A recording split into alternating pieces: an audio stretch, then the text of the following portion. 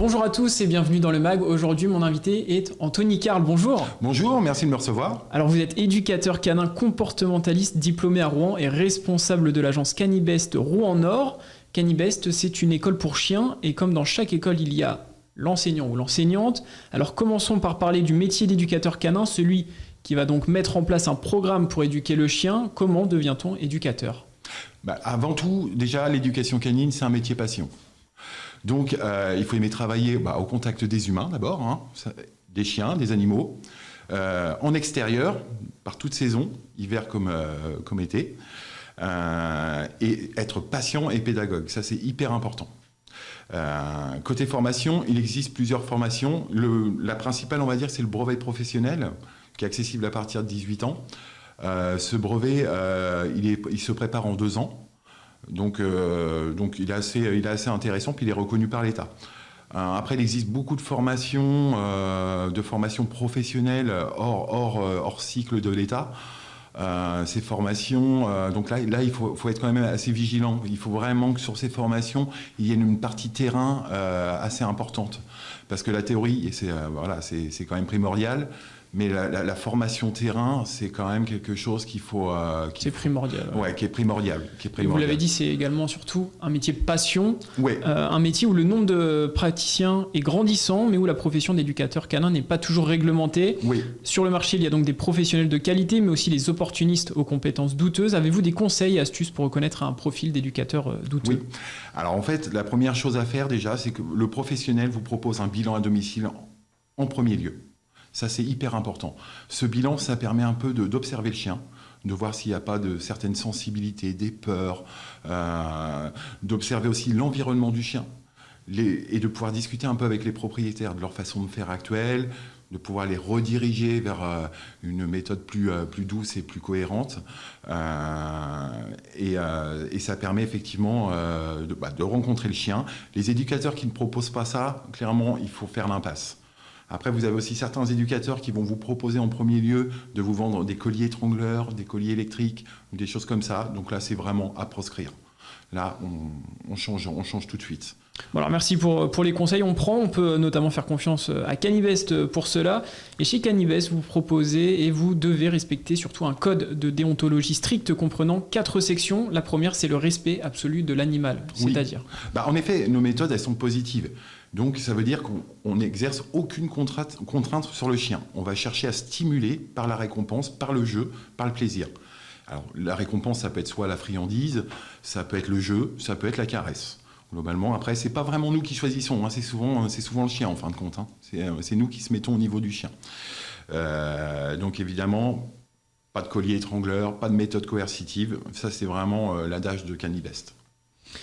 Éducateur canin comportementaliste, je l'avais précisé dans votre présentation. Cela signifie qu'il y a une période d'analyse du comportement du chien. Alors comment travaillez-vous sur cet aspect et qu'est-ce que cela prend en compte ? Alors, comme je vous parlais tout à l'heure du bilan à domicile qui était très important, on prend en compte le passé du chien, les conditions de l'élevage qui est très importante. Est-ce qu'il a fait un séjour en refuge ? Voilà, tous ces paramètres permettent d'expliquer des comportements des fois non désirés. Et dans 99% des cas, il y a toujours une explication à chaque problématique. Donc le but, c'est pas de juger, c'est au contraire, c'est d'apporter des conseils, des solutions. Alors, pour donner quelques chiffres, 10 000 plaintes sont déposées chaque année pour des nuisances sonores, par exemple, causées par des aboiements de chiens. Le bruit des animaux peut constituer un trouble à la tranquillité d'autrui. Ce délit est puni d'1 an d'emprisonnement et de 15 000 € d'amende. Alors, pour éviter d'en arriver à ce cas extrême, avez-vous des conseils pour ceux qui ont un chien, qui aime se faire entendre et qui aboie dès le moindre mouvement du voisin, par exemple ? Ouais. Donc, effectivement, il faut déjà, dans un premier temps, identifier la cause de l'aboiement. Souvent, c'est de l'ennui ou c'est de l'anxiété de séparation. Donc ça, on peut pas lier à ça, effectivement. Souvent, l'ennui, laisser un chien toute la journée tout seul, globalement, il va falloir qu'il s'occupe. Donc, soit il va détruire, soit il va faire des choses qu'on veut pas. Donc, l'idée première, c'est d'occuper son chien par des jouets. Il existe des jouets d'occupation qui se vendent sur le marché. Il y a une marque très connue, la marque Kong, qui permet d'occuper le chien, où on met de la friandise dedans, le chien va passer un peu de temps à essayer de le vider, Et donc, aussi, n'hésitez pas à promener votre chien, à sortir votre chien avant de partir au travail.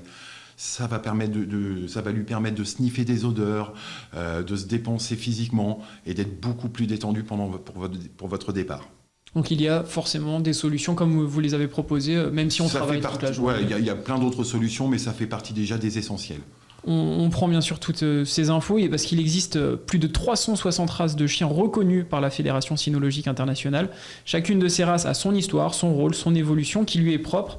Chacun de ces chiens adoptera un comportement différent, présentera des prédispositions qui lui sont propres pour la chasse, la garde, le jeu, le sport ou même la vie de famille.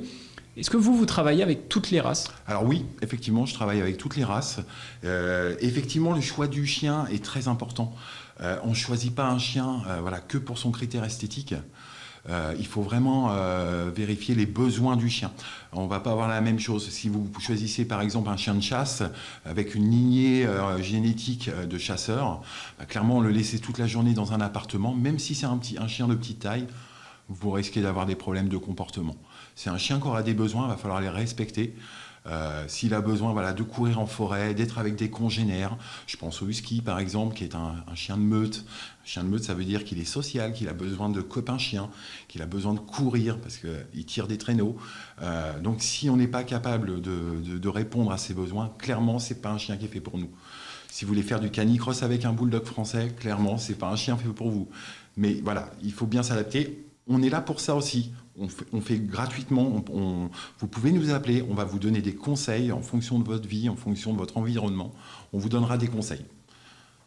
Oui, et il y a des études qui ont été réalisées justement pour déterminer un classement des races des chiens les plus intelligents.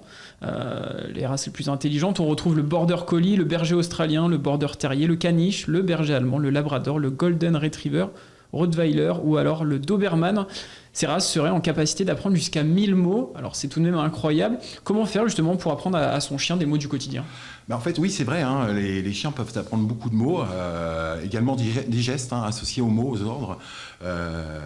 Donc là, effectivement, il faut justement profiter de la fenêtre d'opportunité. Quand vous avez un chiot, on va dire que cette fenêtre, elle commence à 2 mois, elle se termine vers 4 mois et demi.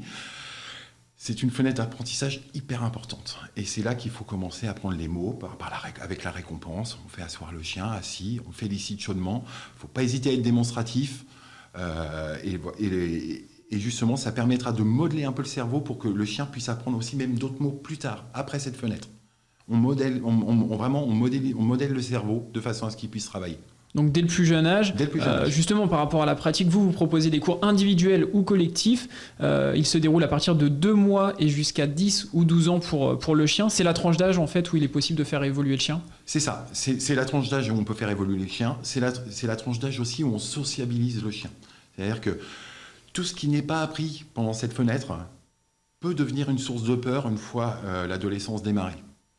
Donc il faut vraiment que le chien apprenne ce que c'est que les bruits de la rue, les bus, les enfants, les autres chiens, les congénères. Et là, on est là aussi pour ça, pour donner des conseils, pour aider à ça. Pendant nos cours individuels, on travaille en milieu ouvert, en forêt, une forêt publique, on croise des joggers, on va croiser d'autres chiens, on va croiser des gens au vélo, tout ce qui va permettre d'habituer le chien à tous ces stimuli. Vous le mettez aussi en condition de terrain et qu'il pourra le retrouver ensuite chez lui. Exactement. Et je le rappelle, vous l'avez évoqué, mais vous travaillez avec une méthode douce et donc de récompense.